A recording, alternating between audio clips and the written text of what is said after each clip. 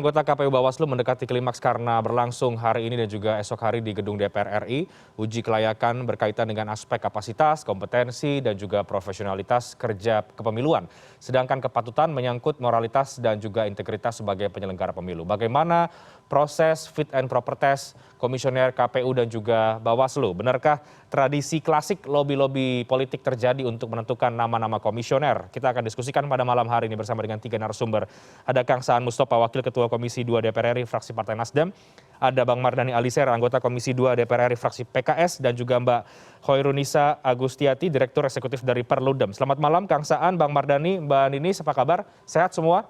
Selamat malam, alhamdulillah. Alhamdulillah baik, Mas. Baik, kita mau membahas bagaimana proses fit and proper test komisioner KPU dan juga Bawaslu. Tapi sebelum jauh kita membahas, saya mau ke Kang Saan dulu mengkonfirmasi nih Kang, karena sejak kemarin kan heboh juga ya beredar nama-nama sudah ada sebetulnya calon-calon yang terpilih, padahal prosesnya belum selesai, sudah dibantah. Tapi kalau kita lihat dari nama-nama yang bocor itu Kang, ada beberapa nama yang dikait-kaitkan dengan Nasdem. Jadi sudah disebut ini sudah ada kesepakatan partai politik. Apakah Kang Saan bisa menjamin bahwa nama-nama yang beredar ini betul-betul tidak akan sesuai dengan hasilnya atau ini bukan sebuah rekayasa?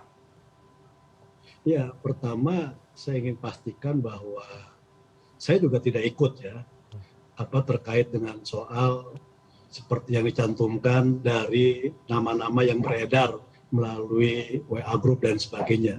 Dan nama-nama menjelang pemilihan karena sudah ada 14 hal biasa.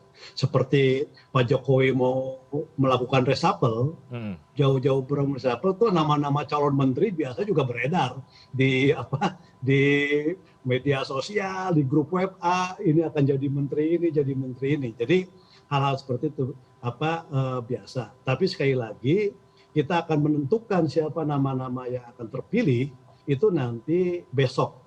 Jadi besok malam kita akan menentukan, kita akan selesaikan dulu fit and proper test secara keseluruhan, dan saya dari fraksi juga pasti akan menyampaikan ke fraksi maupun kepada partai bahwa kita sudah selesai melakukan fit and proper test. Setelah itu kita akan bicarakan dengan fraksi kira-kira siapa yang layak untuk menjadi komisioner KPU maupun Bawaslu. Dan tentu ini juga harus disamakan dengan fraksi-fraksi lain. Jadi tidak bisa misalnya kita akan mencari, saya selalu menyampaikan kita akan mencari yang terbaik. Walaupun masing-masing fraksi punya kepentingan subjektif, bagaimana kepentingan-kepentingan subjektif itu kita pertemukan menjadi kepentingan objektif, bahwa yang namanya komisioner penyelenggara pemilu adalah lokomotif pemilu, lokomotif demokrasinya, maka semua fraksi akan menempatkan bahwa kepentingan bersama itu menjadi hal yang penting untuk disepakati. Oke, Kang Saan, jangan-jangan kemudian kepentingan subjektif itu yang akhirnya membuat nama-nama itu kemudian sudah mulai bocor, bahkan disebut-sebut sudah beredar. Tapi sekali lagi artinya sampai malam ini Anda bisa memastikan bahwa belum ada nama-nama yang sudah dipilih, terutama berdasarkan kesepakatan partai politik, partai pemerintah? Ya, karena gini, saya ingin sampaikan bahwa masing-masing fraksi tentu punya ada preferensi dan sebagainya. Tapi preferensi itu belum menjadi keputusan. Karena sekali lagi tadi harus disamakan juga dengan fraksi-fraksi yang lain. Nggak bisa misalnya Nasdem pengen si A, tapi fraksi lain nggak mau kan susah juga. Apa bingkainya?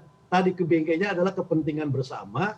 Bagaimana penyelenggaraan pemilu 2024 itu yang berat, rumit, sekali lagi, dan juga dalam situasi pandemi, ini harus menjadi kesadaran bersama bahwa dua pemilu yang akan datang itu punya dua kekhasan. Sejarah pertama, pemilu dan pilkada dalam 1 tahun yang sama. Yang kedua, ada dalam suasana pandemi, maka pemilu ini berbeda dengan pemilu-pemilu sebelumnya. Maka sekali lagi, konteks ini menjadi hal yang penting untuk kita pikirkan secara bersama. Bang Mardhani, ramai-ramai kemudian dibantah sebetulnya nama-nama yang beredar ini. Apakah Bang Mardhani punya pendapat yang sama bahwa itu memang tidak betul sudah ditentukan oleh Komisi 2, terutama di sejumlah fraksi, atau kemudian Anda meyakini bahwa memang nama-nama itulah yang sepertinya memang sudah dipilih sebetulnya? Yang pertama, kita lihat nanti kalau hasil keputusan esok namanya sama, berarti rumor itu benar. Dan itu berbahaya buat Komisi 2 dan buat DPR atau buat demokrasi. Karena fit proper test itu punya kesempatan. Ini saya apresiasi teman-teman Komisi 2. Sampai sekarang nih masih berjalan. Satu orang dikasih waktu 1 jam. Didalami, dikonfirmasi, ditanyakan track recordnya. Jangan buat keputusan sebelum selesai fit proper test, karena itu fungsi dari fit proper test. Contohnya semalam saya hadir sampai jam 9:30, ada Iwan Rompobane dari Sulawesi Tenggara, nggak dikenal, wajahnya deso biasa, tapi visinya luar biasa. Tadi terakhir Yesi dari Sulawesi Tenggara, nih Mbak Ninis, kami PKS mendukung keterwakilan 30% perempuan di penyelenggara negara. 4 tuh, mulai Betty, Dahlia, Iva, sampai Yesi, 4-4-nya bagus. Harapan kami 3 dari 4 tuh minimal bisa kepilih sebagai anggota KPU berikutnya. Karena kita perlu inklusivitas. Karena itu lagi-lagi masyarakat lihat kalau nama yang beredar sama, terpilih sama yang itu berarti ada sesuatu. Begitu. Oke. Berarti ada sesuatu. Tapi sejauh ini Anda melihat prosesnya semuanya masih sesuai dengan kaidah-kaidahnya tidak, Bang Mardhani? Anda sebagai anggota Komisi 2, partai yang non pemerintah, mencermatinya seperti apa? Saya melihatnya berjalan dengan baik. Pimpinan memberi kesempatan yang adil. Semua partai mendalami, bahkan dikonfirmasi di beberapa fakta data dan track record diangkat. Jadi lagi-lagi tunggu sampai fit proper test, dan fit proper test ini bersifat terbuka. Jadi monggo semua masyarakat sampaikan ke partai masing-masing mana yang bagus. Dan mudah-mudahan tekanan itu akan membuat pemilihan nanti betul-betul berbasis meritokrasi. Oke, saya ke Mbak Ninis dulu, nanti kita akan bahas lagi banyak soal apa yang terjadi dan juga dinamikanya. Termasuk juga kabarnya ada lobby-lobby antar calon anggota. Tapi saya ke Mbak Ninis dulu. Mbak Ninis, bagaimana mencermati sampai dengan hari ini proses dari fit and proper test ini, termasuk juga soal nama-nama yang sudah mulai banyak beredar, yang tadi disampaikan oleh Bang Mardhani, kalau itu benar, maka itu menjadi berbahaya. Ya, sebetulnya perlu diupayakan jangan sampai publik, kalau nama-nama itu benar ya, yang sudah beredar, mungkin semingguan terakhir ini kan sudah beredar nama gitu ya, paket 7 KPU, 5 Bawaslu, jangan sampai publik mempersepsikan bahwa fit and proper test ini sekedar formalitas begitu ya, karena proses seleksi ini kan proses yang panjang, proses yang mengeluarkan biaya besar begitu ya, mulai dari tertulis, orang harus datang ke Jakarta mengeluarkan biaya sendiri, negara pun mengeluarkan uang yang banyak begitu ya untuk proses seleksi ini. Kalau kemudian di ujungnya terpilih berdasarkan kesepakatan-kesepakatan politik, kan kemudian jadi bisa mencederai kepercayaan masyarakat terhadap proses seleksi ini begitu ya. Padahal KPU dan Bawaslu kan punya tugas untuk menjaga proses demokrasi elektoral kita ya sesuai dengan prinsip pemilu demokrasi yang free and fair election itu. Jadi memang kemudian tadi yang seperti disampaikan Pak Mardhani, bahwa kalau kemudian besok ternyata namanya sama, kan menjadi pertanyaan begitu ya, karena seharusnya semua didengar ya, kan ini bahkan yang Bawaslu saja belum dilakukan kan uji fit and proper testnya, baru malam ini baru akan dilakukan, tapi namanya sudah beredar. Kan seharusnya ya kita lihat dulu begitu ya pemaparan mereka, visi misi mereka punya inovasi apa, baru kemudian kita bisa menilai siapa 5 dari Bawaslu yang layak atau 7 dari KPU yang layak. Kira-kira seperti itu, Mas. Baik, Mbak Ninis, jadi artinya kalau besok namanya sama, Anda melihat bahwa proses politik ini memang mengedepankan kepentingan subjektif partai dibanding dengan kepentingan objektif, atau bagaimana?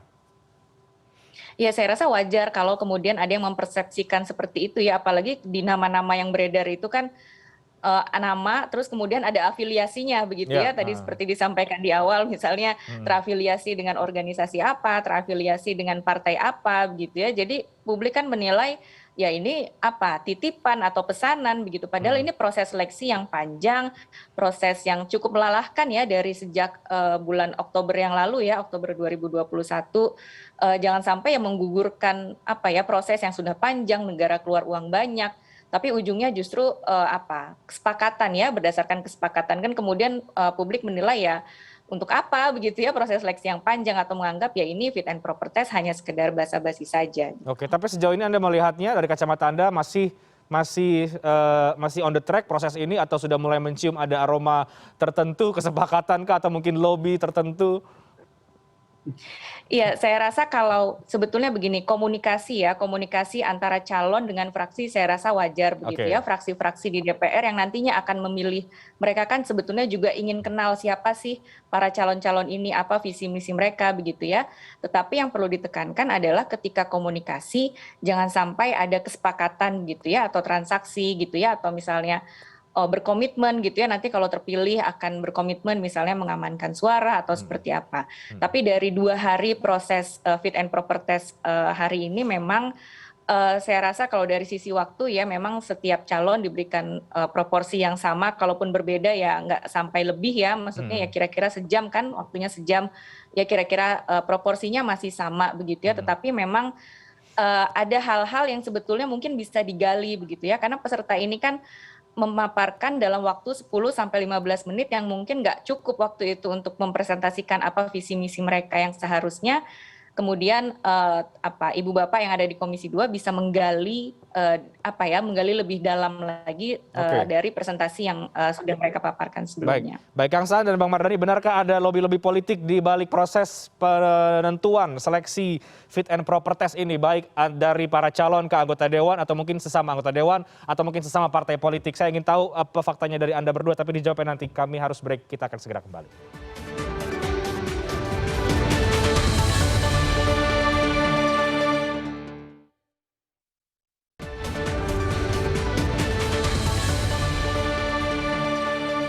Ya, sulit tampaknya untuk terhindar dari lobby-lobby politik pada proses uji kelayakan dan juga kepatutan anggota KPU dan juga Bawaslu. Sebagian sudah mengakui memang ada upaya komunikasi itu dibangun. Bang Mardhani Alisera, sejauh mana lobby politik yang Anda ketahui terjadi dalam proses ini, dalam proses fit and proper test anggota KPU dan juga Bawaslu, benarkah itu terjadi? Kalau yang menghubungi saya ada 1-2, tapi isinya cuma, Bang, kulo nuwun saya masuk ke 14 besar atau 10 besar. Saya jawab selamat dan jadilah calon anggota yang berkapasitas, berintegritas, dan siapkan diri untuk fit proper test. Tidak ada pembahasan lebih lanjut, dan saya masih menganggap komunikasi by WhatsApp itu masih normatif dan normal. Masih wajar gitu ya, Bang Mardhani kira-kira? Iya, karena tidak ada dukung saya, Bang, nanti kalau saya dukung saya dapat ini atau bikin ini, nggak ada. Ya cuma kulo nuwun aja. Oke, tapi dari nama-nama yang muncul ini ketika diafiliasikan dengan parpol, dengan organisasi, dengan apa, sebagian juga mungkin menilai ini bagian dari lobby-lobby politik sehingga menghasilkan nama-nama tertentu dengan afiliasi partai dan juga kelompok tertentu. Kalau ini benar besok begitu, apakah Anda juga melihat hal yang sama, Bang Mardhani, bahwa sudah ada kesepakatan? Kalau itu benar, saya sedih ya. Kami di PKS selalu mengangkat jargon Island of Integrity ya, Pulau Integritas. Siapapun, latar belakang agama apapun, ras apapun, suku apapun, selama punya merit system, mestinya layak. Indonesia perlu dibangun dengan merit system. Tadi terakhir saya dengan Yesi Momongan dari Sulawesi Utara, saya dukung karena bagus sekali paparannya. Seperti saya dukung Irwan Bani Rompo itu ya, karena dari Sulawesi Tenggara. Maksud saya, siapapun yang di fit proper test bagus, kita dukung. Karena itu yang menjadi dasar kita. Selain tentu track record sebelum ini ya. Rata-rata ke 14 yang KPU ini yang saya lihat punya track record yang baik. Sebelum ini memang mereka sudah terlibat, kayak Iwan Rompo Bane, dia dari 96 bahkan sudah terlibat di KIPP. Ya. Yesi bahkan periode lalu udah masuk dalam urutan 9, ya. 7 dia ke 9. Tapi tidak patah arang, maju lagi buat saya itu menunjukkan mereka punya determinasi dan bagus. Oke, Kang Saan, sejauh mana lobby politik sudah terjadi dalam proses ini? Ya, komunikasi itu hal yang menurut saya hal yang biasa saja. Artinya mereka melakukan komunikasi dengan DPR maupun dengan fraksi karena memang posisi mereka yang akan di fit and proper test dan juga nanti akan memilih DPR. Nah, komunikasi ini bukan berarti mereka mengabaikan yang namanya independensi. Saya termasuk yang sepakat bahwa independensi itu menjadi penting, kemandirian itu menjadi penting. Sama, misalnya ini kan amanat Undang-Undang Dasar. KPU itu adalah lembaga yang mandiri sifatnya. Nah, karena lembaga yang mandiri, maka perlu diisi-isi oleh orang-orang yang mandiri. Nah, bukan berarti ketika komunikasi itu mengabaikan kemandirian itu. Dan saya yakin mereka akan menjaga integritas itu, mereka akan menjaga kemandirian itu, dan sama, kami juga di DPR akan menjaga itu. Bahkan kita ingin ke depan bahwa pemilu itu harus semakin transparan. Sehingga tidak ada ruang ketika mereka misalnya tadi diidentifikasi misalnya, oh didukung partai ini, didukung partai ini, nggak ada ruang bagi siapapun untuk menciderai proses pemilu. Untuk misalnya mengintervensi proses pemilu, karena pemilu semakin transparan. Dan kita ingin ke depan pemilu itu semakin transparan, sehingga ruang-ruang untuk orang melakukan intervensi itu nggak ada. Jadi walaupun mereka dipilih oleh DPR, tapi mereka tetap bisa menjaga independensinya, tetap bisa menjaga integritasnya, dan mereka tetap bisa menjaga reputasinya. Nah, dari sekian nama yang ada dari 14, dan saya juga mengikuti seperti Kang Mardhani tadi, saya juga kemarin mengikuti sampai malam, bahkan saya memimpin, saya melihat bahwa dari apa yang sudah di fit and proper test, mereka punya rekod di penyelenggaraan yang menurut saya luar biasa, hampir sama. Mereka pernah menjadi penyelenggara tingkat kabupaten kota. Mereka menjadi penyelenggara di provinsi. Bahkan ada yang sampai ke KPU RI. Artinya dari ini semua, Komisi 2 dari 14 itu tidak akan mengalami kesulitan untuk memilih yang terbaik. Dan kita juga sudah merasa yakin dengan apa yang dikirimkan oleh panitia seleksi oleh Pansel ke DPR. Karena itulah tugas Pansel mencari dari sekian ratus nama 14 yang terbaik. Sehingga DPR akan mencari dari 14 yang terbaik itu 7 yang terbaik kan itu. Jadi kita akan mencari dari 14 yang terbaik itu 7 yang terbaik. Dari 10 yang terbaik 5 yang terbaik untuk Bawaslu. Nah, dari tadi disampaikan oleh Kang Mardhani, dari semua yang saya lihat pemaparan, inovasi dan sebagainya, itu hampir rata-rata memiliki kemampuan yang sama.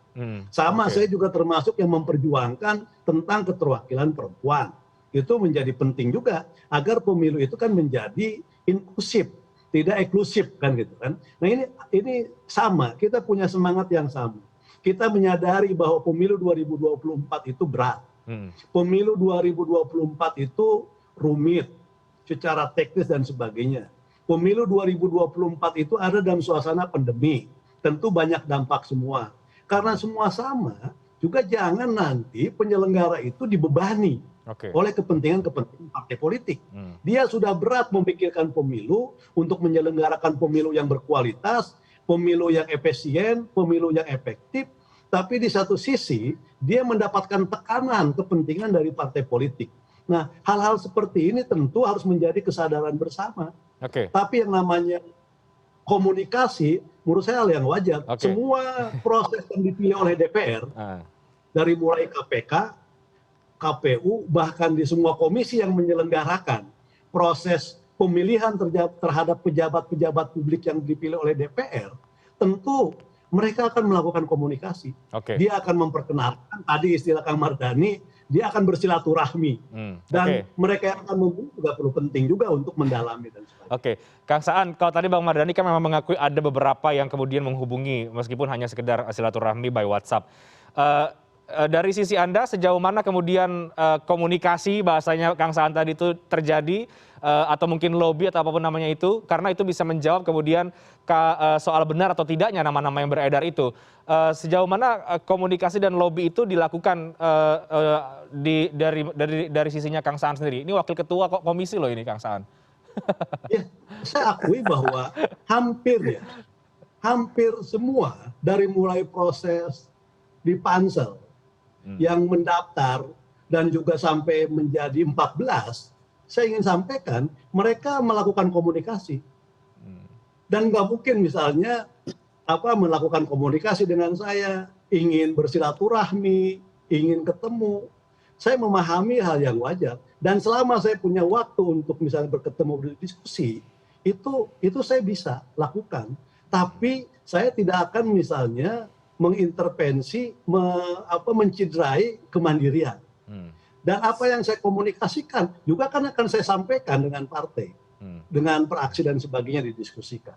Dan tentu seperti saya sampaikan tadi, saya juga pasti akan komunikasi dengan praksi-praksi yang lain. Kenapa? Dalam situasi pemilu yang berat, dalam situasi pandemi sekali lagi, kita membutuhkan sinergi, membutuhkan kolaborasi dengan semua di DPR, apalagi nanti ke depan mereka kan akan menjadi mitra kerja Komisi 2 DPR RI dalam mengawal dan mengawasi pemilu ini. Masuk dengan NGO dan sebagainya. Oke, baik. Bang Mardhani sebagai partai yang non pemerintah, apakah juga diajak dalam sebuah sinergitas antar fraksi untuk bisa menentukan siapa kemudian calon-calon yang akan dipilih? Seperti yang disampaikan Kang Saan bahwa ada kepentingan partai, ada kemudian juga antar fraksi juga perlu kemudian ada komunikasi. PKS juga ikut di sana? Sampai saat ini tidak ada, resminya kami tidak, tetapi memang di antara Komisi 2 kita berkomunikasi tadi sambil duduk, ini bagus ya, ini layak ya, track recordnya bagus, dan buat saya paling baik lakukan itu setelah fit proper test selesai. Nanti kita bisa melihat mana yang merit sistemnya bagus, mana yang punya kapasitas, mana yang memang punya integritas. Dari situ nanti baru kita berharap KPU dan Bawaslu yang terpilih betul-betul profesional, berintegritas dan berkapasitas. Oke, Mbak Ninis, sejauh mana batasan wajar dalam komunikasi dan juga mungkin lobby bahasanya dalam proses ini ya? Karena ini menjadi penting juga agar sekali lagi yang diutamakan adalah kepentingan objektif, sosok yang dicari bukan kemudian orang titipan, bukan kemudian kesepakatan antar partai atau kelompok-kelompok tertentu. Ya, saya rasa komunikasi ya wajar ya, karena kan bagaimanapun juga fraksi-fraksi yang ada di DPR ini pasti juga harus kenal dulu siapa yang akan dipilih begitu ya. Kalau nggak kenal, bagaimana akan memilihnya. Nah, yang tidak boleh tercederai adalah tadi jangan sampai ada transaksi ketika proses komunikasi itu ya. Misalnya menjanjikan sesuatu, berkomitmen akan sesuatu. Misalnya kalau nanti terpilih maka akan mengamankan suara atau akan proses-proses pemilu ya, mengamankan apapun gitu. Lalu kemudian perlakuan yang setara begitu ya kan. Ini misalnya KPU ada 14, Bawaslu ada 10, ya komunikasi harus dengan semuanya begitu ya, jangan hanya ke calon-calon yang mungkin sudah ada preferensi tertentu, semuanya harus mendapatkan perlakuan yang sama. Kalau diminta presentasi begitu ya, misalnya ke fraksi-fraksi yang ada di DPR ya semuanya harus dilakukan, termasuk juga dari calon begitu ya, misalnya tadi ya istilahnya Pak Mardhani kulonuwun begitu ya, ya kulonuwunnya harus ke semuanya begitu ya, ke semua fraksi supaya tadi juga masyarakat tidak kemudian mengasumsikan kalau si A ini dekat dengan partai apa misalnya, atau si B ini dekat dengan organisasi apa, karena dari nama-nama yang beredar kan sepertinya sudah dikotak-kotakan begitu ya, yang dari partai apa, yang dari organisasi apa, sepertinya sudah ada pengkotak-kotakan seperti itu. Dan saya rasa ini tadi ya menjadi masyarakat tentu akan ada persepsi yang kurang baik ketika misalnya sudah melihat ada pengkotak-kotakan ini. Karena dampaknya bisa jadi nanti ketika seleksi KPU atau Bawaslu di provinsi ataupun di kabupaten kota terbawa hal-hal yang seperti ini begitu ya. Jadi dalam tanda petik mengamankan gerbongnya sendiri gitu ya. Karena kan KPU ini struktural ya sampai kabupaten kota. Jangan sampai presiden misalnya ya yang terjadi di seleksi di pusat terbawa sampai ke daerah begitu. Nah, di antara kepentingan subjektif dan juga objektif itu menurut Anda bagaimana? Karena biar bagaimanapun ini tetap proses politik ya, karena terjadi di DPR kan? Iya betul. Ketika sudah masuk tahapan fit and proper test, memang tidak bisa dipungkiri ya akan ada subjektivitas dari fraksi-fraksi yang akan memilihnya nanti. Tapi kan indikatornya kan harus jelas ya. Pertama soal integritas, soal independensi, soal kemandirian itu harus jelas, tidak bisa dinegosiasikan karena 2024 pemilu yang berat. Bukan hanya ada pemilu tapi juga akan pilkada seluruh daerah. Semuanya akan jadi satu di tahun 2024. Tidak bisa dinegosiasikan begitu ya. Pemilu 2019 orang sekarang masih terbelah. Kelompok A, kelompok B. Jangan sampai 2024 diperuncing lagi begitu ya kalau kemudian penyelenggara pemilunya ada keberpihakan pada kepentingan tertentu. Nah ini yang perlu dijaga dalam proses fit and proper test kali ini. Makanya penting dalam fit and proper test ini menggali gagasan, ide, inovasi apa yang ditawarkan dari para calon-calon ini, begitu ya, dari presentasi yang mereka paparkan tadi ya, menggali lagi begitu ya, menggali ide-ide apa begitu ya. Kemudian ketika misalnya ada masukan masyarakat terkait dengan integritas atau independensi, dikonfirmasi kepada para calon yang ini, supaya masyarakat pun juga mendapatkan keyakinan begitu ya, bahwa memang 10 dan 14 ini sudah melalui proses dari tim seleksi, pasti juga mereka lah yang terbaik dari seluruh proses itu ya, dari pendaftar, kemudian tes tulis, wawancara, terpilihlah nama 24 ini sudah dianggap yang terbaik begitu ya. Nah tapi kemudian kan kita mencari lagi, menjaring lagi yang terbaik begitu. Jadi kalau kemudian sudah beredar nama itu dan ternyata benar, ini mencidrai proses yang seharusnya berjalan. Ini ada nama-namanya nih, saya bacakan. Parsadaan Harahap, HMI Golkar, Idam Holik, HMI Nasdem, Betty Epilson Idros, HMI Nasdem, Agus Melas PDIP, Yulianto Sudrajat PDIP, Muhammad Afifuddin PKB, Hasyim Asyari Gerindra. Ini masih yang disebut-sebut ya. Kita tidak tahu apa kemudian kebenarannya. Tidak ada nama PKS tapi di situ ya Bang Mardhani, jadi aman ini. Iya, sedih juga saya. Dan perempuannya cuma satu ya. Dan perempuannya cuma satu. Oke. Banyak banget itu. Pembuktiannya besok. Tapi Bang Mardhani dan juga Kang Saan, apa sejauh mana gagasan dan ide yang Anda gali terhadap para calon ini dari kemarin, hari ini sampai dengan besok, agar bisa menemukan calon yang memang berintegritas dan juga berkualitas sesuai dengan apa yang diharapkan dari fit and proper test yang juga tadi disampaikan oleh Mbak Ninis. Apa saja yang sudah akan ditanyakan dan indikator apa yang digunakan untuk memilih nantinya? Dijawabnya nanti, kita harus break di segmen terakhir dialog. Kami akan segera kembali sesaat lagi.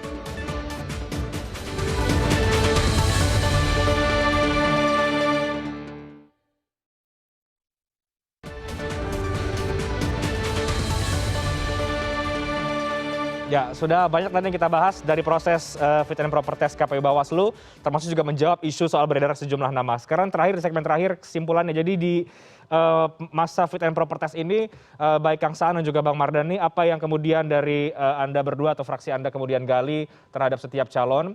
Singkat saja, kemudian apa indikator yang digunakan dalam menentukan nantinya yang terpilih, baik KPU dan juga Bawaslu? Mungkin saya ke Bang Mardhani dulu, silakan Bang. Ada 3, yang pertama pemilu serentak, ini berat. Yang kedua anggaran, karena diajukan 86 triliun ini luar biasa. Okay. Yang ketiga digitalisasi. Nah, 3 ini, keserentakan, anggaran, digitalisasi kami dalami. Dan di beberapa jawabannya buat saya bagus, tadi bahkan Yesi dari Sulut sampai mampu untuk melakukan kalkulasi yang lebih rasional untuk anggaran. Nah, tentu apa yang akan dipilih tetap dia profesionalitas dan integritas. Untuk integritas, biasanya kita punya jejaring untuk melihat bagaimana hubungan dia dengan bawahan, dengan rekan sejawat, gitu.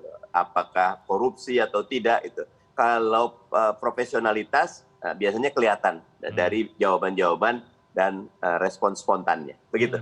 Kalau moralitas dan integritas ini bagaimana Bang Mardhani? Ini agar kita tidak lagi melihat ada komisioner KPU dan juga Bawaslu yang terjerat kasus hukum misalnya. Standar itu apa yang Anda gunakan? Tentu track record dan tadi menggali dari asal tempatnya. Kalau dia dari daerah Bengkulu, kita lihat apa yang terjadi di Bengkulu. Kita juga sudah punya laporan dari masyarakat. Walaupun tadi saya setuju sama Kang Saan, cara mencegahnya buat transparansi. Karena setan itu suka dengan yang gelap-gelap, yang abu-abu. Tapi kalau terang benderang, nggak akan ada yang berani. Ya. Ingat, kejahatan itu karena ada kesempatan. Jadi kita tutup kesempatannya. Oke. Saya ke Kang Saan. Kang Saan, seperti apa gagasan yang akan digali dan juga dalam menentukan nama-nama nanti?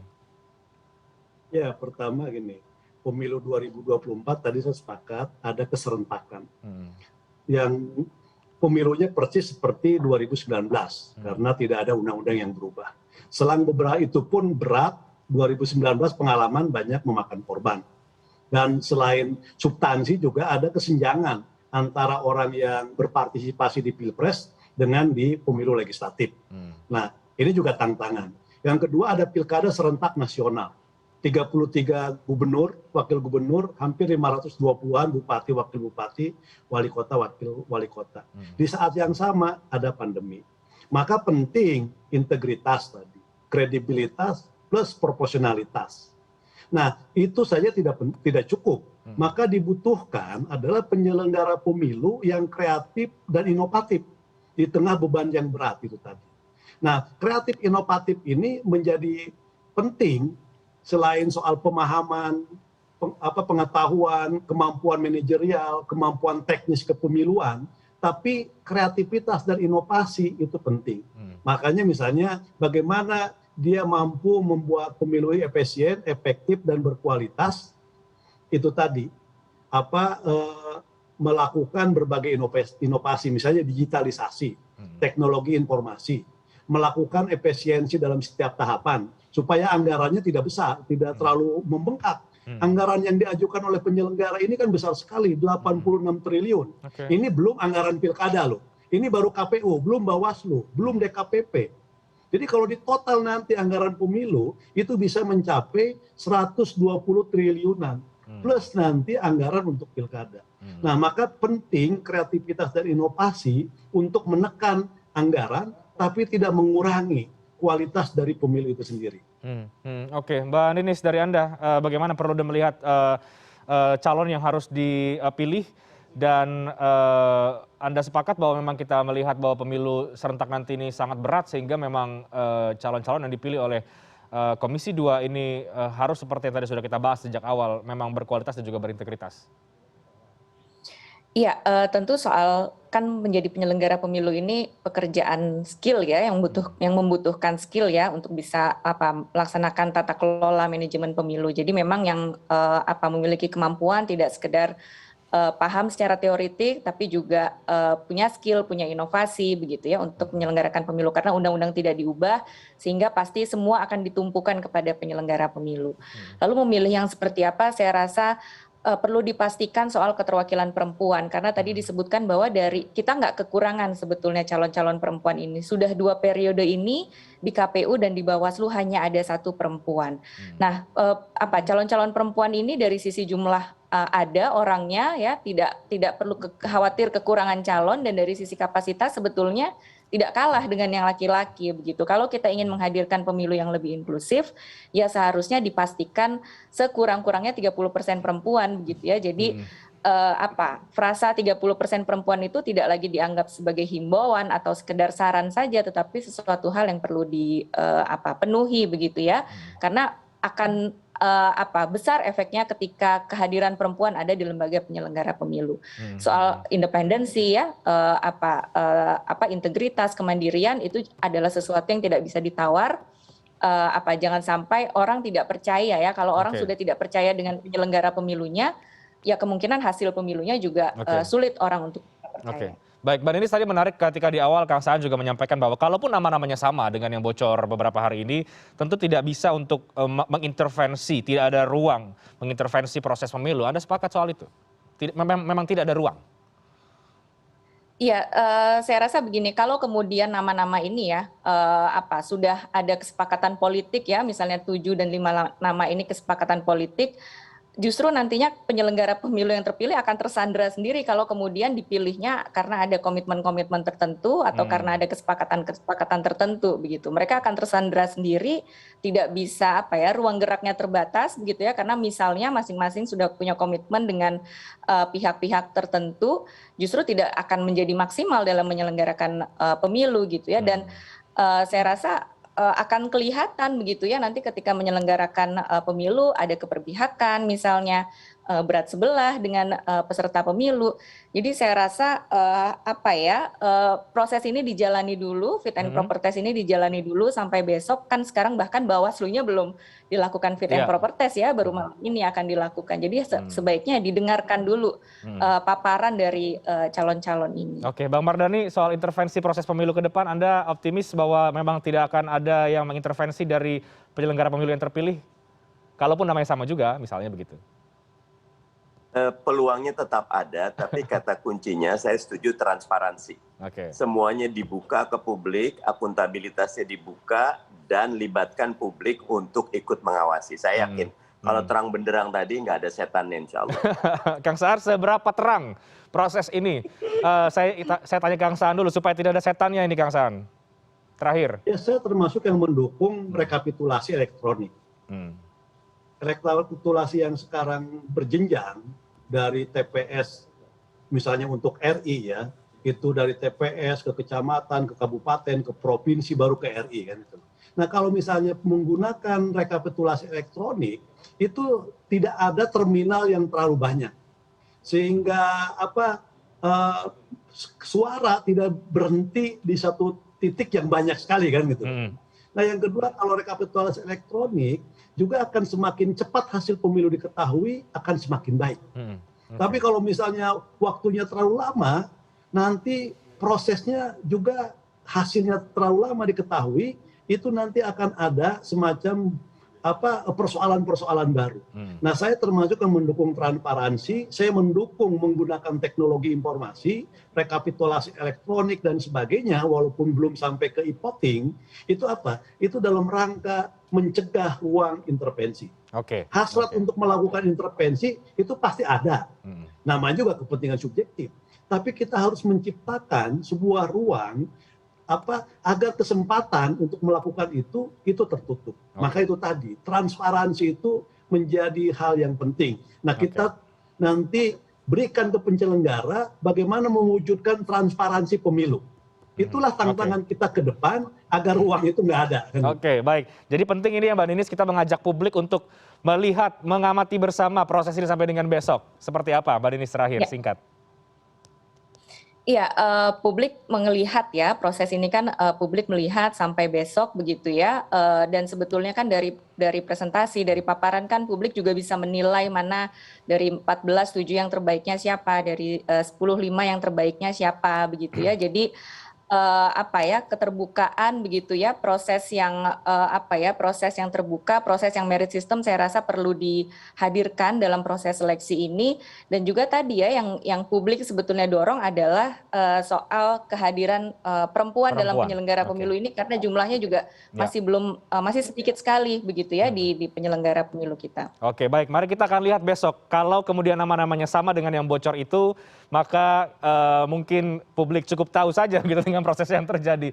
Tapi kalau kemudian berbeda, maka kita harapkan bahwa memang ada komisioner-komisioner yang terpilih yang berintegritas dan juga berkualitas demi pemilu dan juga pesta demokrasi kita yang lebih baik. Terima kasih banyak Kang Saan, Bang Mardhani, terima kasih banyak, Mbak Ninis, terima kasih banyak. Kita tunggu besok hasilnya seperti apa. Terima kasih, sehat selalu, selamat malam. Selamat malam. Terima kasih Kang, semua sehat. Terima kasih Kang.